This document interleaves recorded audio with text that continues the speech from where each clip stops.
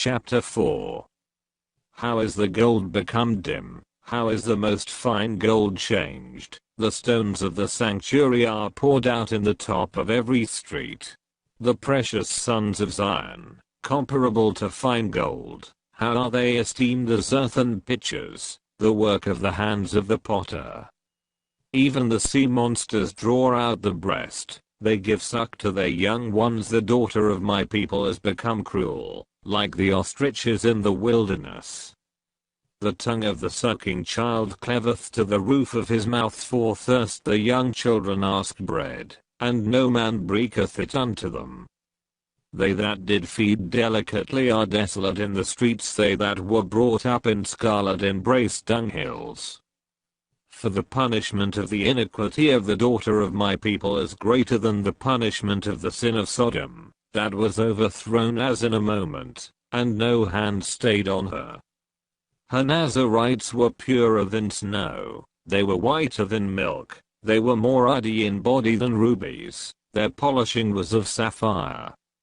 Their visage is blacker than a coal, they are not known in the streets. Their skin cleaveth to their bones, it is withered, it is become like a stick. They that be slain with the sword are better than they that be slain with hunger. For these pine away, stricken through for want of the fruits of the field. The hands of the pitiful women have sodden their own children. They were their meat in the destruction of the daughter of my people. The Lord hath accomplished his fury, he hath poured out his fierce anger, and hath kindled a fire in Zion, and it hath devoured the foundations thereof. The kings of the earth, and all the inhabitants of the world, would not have believed that the adversary and the enemy should have entered into the gates of Jerusalem.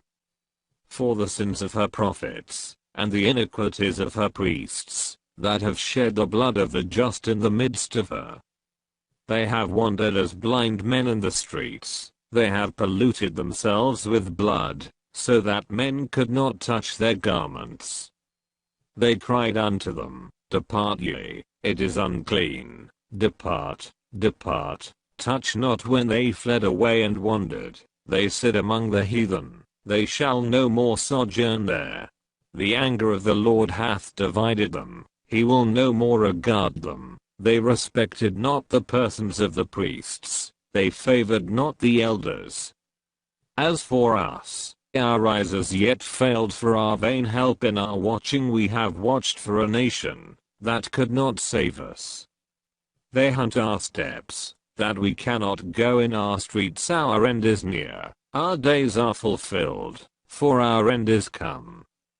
Our persecutors are swifter than the eagles of the heaven. They pursued us upon the mountains, they laid wait for us in the wilderness. The breath of our nostrils, the anointed of the Lord, was taken in their pits, of whom we said, Under his shadow we shall live among the heathen.